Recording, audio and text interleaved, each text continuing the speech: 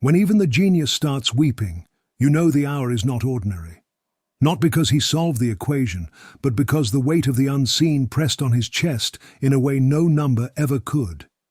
This is not a man from the fringe. He's not a mystic, not a dreamer drunk on symbolism. This is Younghoon Kim, a mind revered among minds, a man who has spoken the language of particles, mapped the silence between stars, and sat at the table of the world's elite thinkers. But now, he's no longer speaking of data, he's speaking of destiny. And he claims that Jesus will return in our generation. Let that settle. The brightest mind of our time, the kind who once dismissed faith as abstraction, now calls this the most urgent revelation of his life. He's not arguing, he's pleading, not with scientists, but with you. Because it's no longer about brilliance, it's about burning, not about intelligence, but urgency, not about knowing more, but heeding what has already been spoken. You feel the shift, don't you? You're not watching this by accident. The atmosphere is changing, the veil is thinning, and your soul knows this is not entertainment, this is warning. You've felt it before, when the world goes quiet for just a second and something inside you whispers, time is shorter than you think. So if even the one they called the smartest man alive is trembling at the nearness of the king, and you still scroll past, still stay silent, still watch with arms crossed, why? Subscribe.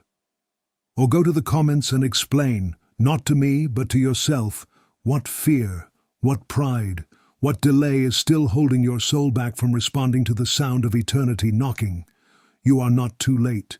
You are not too broken. You are not too small. The enemy would love for you to believe that your hesitations define you, that your failures have disqualified you, that your silence means you're finished. But heaven does not see you as the world sees you. God is not consulting your resume. He's looking for surrender. You are not here because of a mistake in the algorithm. You are here because your name was whispered in eternity long before your breath touched this world.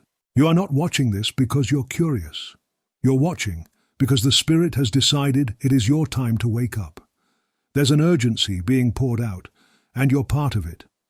There is a holy summons over your life, and the call is not waiting for your confidence to catch up.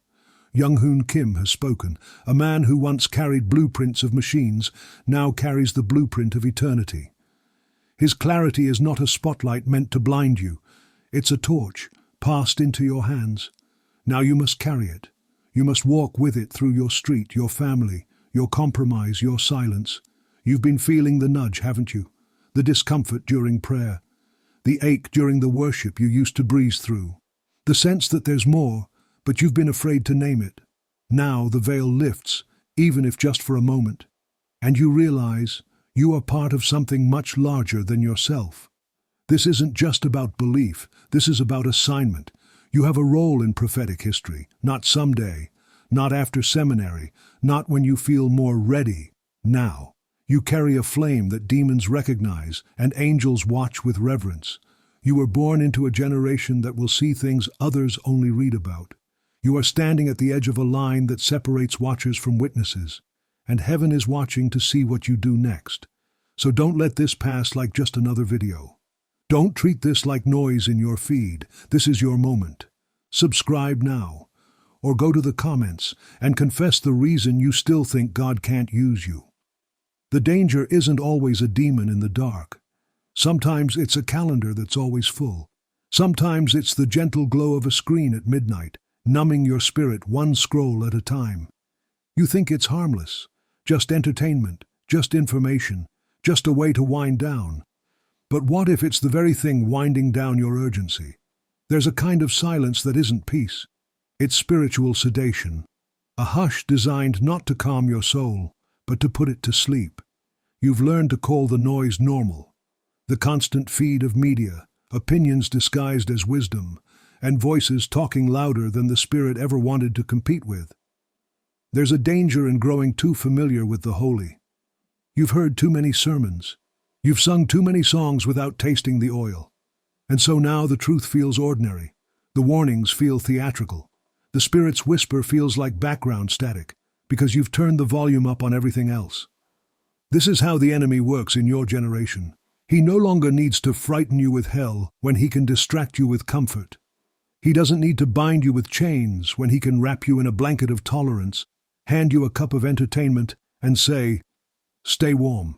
You've begun to love your chains because they're padded. You call it peace. But heaven calls it captivity, tolerant chains in velvet gloves. And then there's logic, the seduction of the brilliant mind. You've been trained to analyze, to explain, to reason. But the Spirit doesn't always speak in data points. Sometimes he speaks in groaning, in silence, in fire. There's a danger in smart Christianity, a religion that explains everything but trembles at nothing, a faith that quotes Scripture but won't wait for the Spirit, a culture that knows the Greek and Hebrew but no longer falls face down before the glory. And so when a man like Younghoon Kim, arguably the most brilliant of our age, lays down his crown of intellect to proclaim the return of Jesus in our generation, we shouldn't scoff. We shouldn't intellectualize. He isn't predicting. He's not building charts or selling timelines. He's warning. And when the wise begin to weep, when the genius turns prophet, when the one who once mapped the future of machines starts proclaiming the return of the Messiah, the foolish thing to do is scroll past. Artificial intelligence may craft sermons, but it cannot pierce the heart. It can mimic passion, but it cannot burn with the burden of prophecy. Don't get comfortable just because you're informed. Don't confuse access with awareness. Don't think because you're not tempted by drugs or scandal that you're safe. The enemy doesn't need to destroy you if he can simply distract you. If he can keep you scrolling instead of watching. If he can keep you analyzing instead of repenting. If he can keep you in constant dialogue with no encounter, that is the trap. And many, even the elect, are falling into it. If the enemy is clever enough to seduce the brilliant, why are you so sure you're safe? Subscribe now, or explain in the comments what trap you still call normal. You're still breathing, aren't you? Then God is still speaking, and if he's still speaking, he's still calling. Don't let your age, your wounds, your silence, or your so-called insignificance convince you that the fire has moved on without you. Look at Anna. She wasn't a young prophet running from temple to temple with a microphone in hand. She was an old widow, forgotten by most, remembered by God. She spent decades in the shadows, fasting, praying, unseen, until the very moment Jesus was carried into the temple in swaddling cloth. And she knew, without a word from a priest, without a sign in the sky. She knew the Messiah had come, because her spirit had never retired. You think it's too late? Moses was 80 when the bush burned. 80. Too old to run, too known to hide, too broken to lead. But God doesn't need your stamina, he needs your surrender. He doesn't need a strong back, he needs a burning yes. And Moses gave it, not from a palace, but from the backside of a desert, smelling like sheep. That's where deliverance begins, where pride dies and obedience breathes. Paul was Saul first, a persecutor, a murderer, a man convinced he was doing God a favor while dragging his people in chains. But after one blinding encounter, he was never the same. He didn't graduate from seminary. He didn't have time to rewrite his resume. He was filled, empowered, and sent. You still think you need credentials? You think your story's too crooked, too late to matter? Younghoon Kim's brilliance isn't the fire, it's the kindling. But the flame is God. And the same fire that landed on the upper room wants to fall again, on living rooms, on prayer closets, on hidden hearts who dare to say, "Here I am, still." This isn't about your IQ, it's about your altar. God is not looking for impressive minds, he's searching for available spaces. And fire falls on empty altars, not cluttered calendars, not overachieving platforms. Just hearts that have cleared the noise and said, "Consume me." You don't need to be brilliant to be bold. You don't need a following to be filled. You don't need youth to carry weight. You need oil and obedience. This is not your conclusion. This is not your exit. This is not where you power down and fade into the pews. This is where you begin. This is where refinement replaces retirement. This is where your spirit starts walking again, even if your knees are tired. Because God didn't call you for a season. He called you for a generation. You don't age out of anointing. You don't get too small to carry fire. You don't get too scarred to speak truth. You get honest, you get hungry. And heaven fills what's empty. If you're still doubting, still waiting for a sign, still wondering if your voice matters, this is it. This is your sign.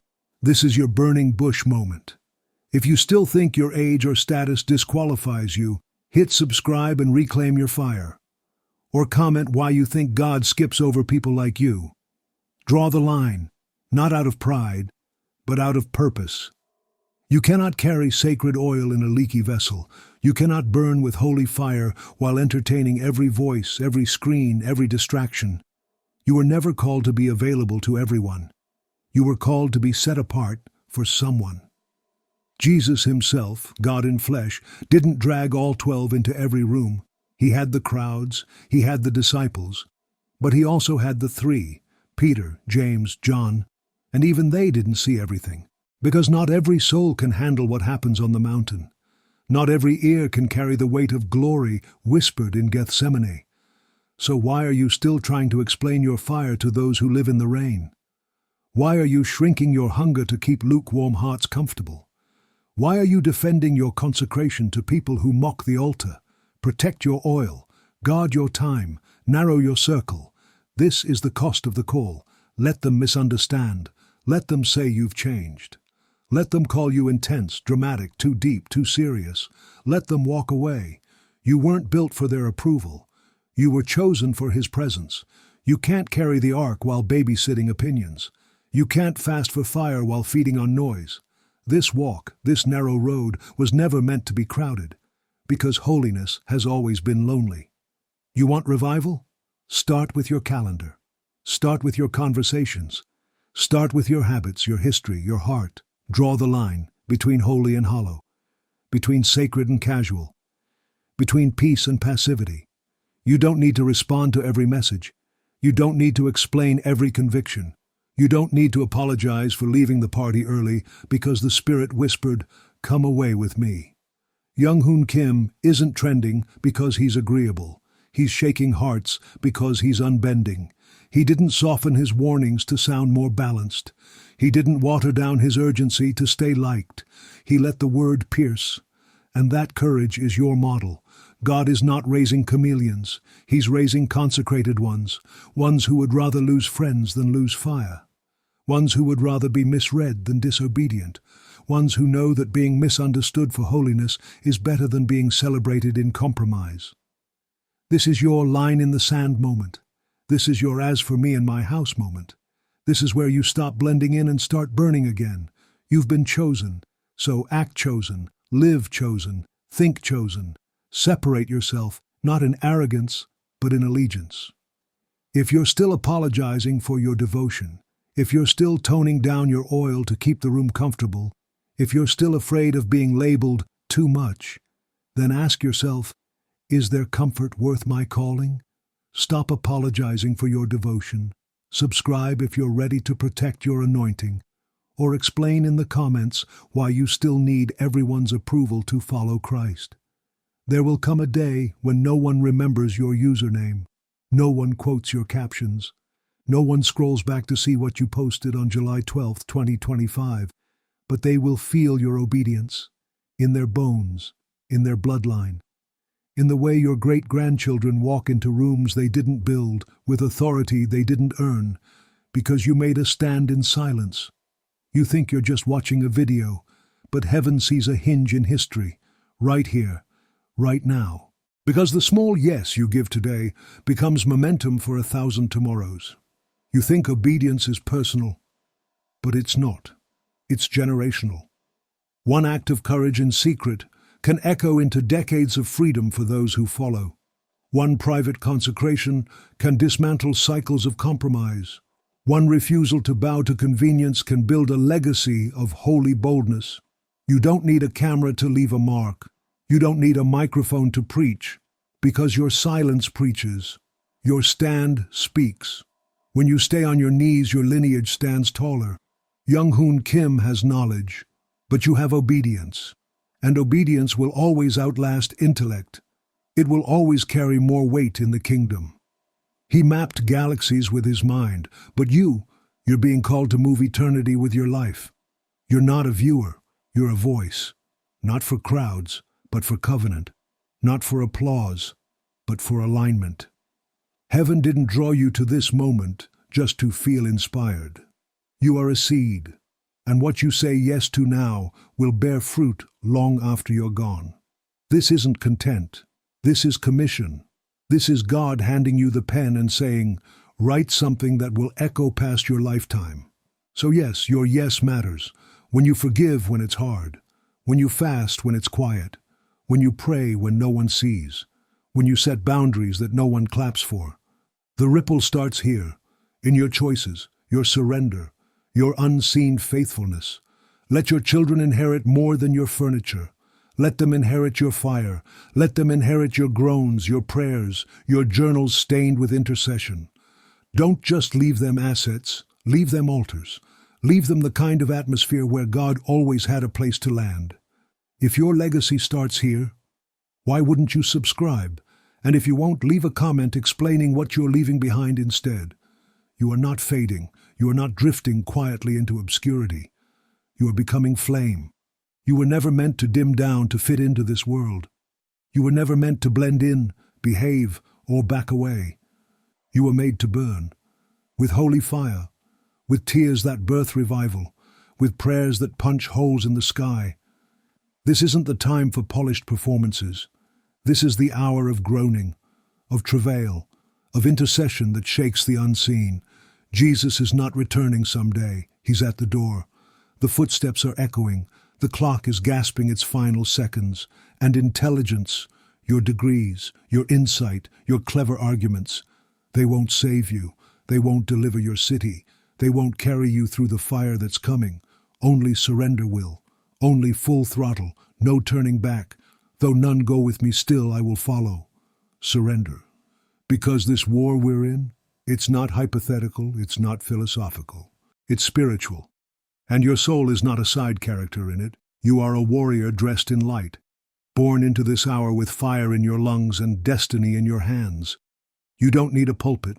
You don't need a platform. You just need a pulse. A yes that hell can't shut up. A yes that demons tremble at. So cry louder, pray deeper, fast longer, believe harder. And do not go gentle into this lukewarm night. Don't go quiet. Don't go cold. Go loud. Let the angels mark this moment. Let the enemy regret ever touching your family line. Let heaven hear a sound from your life that echoes past death.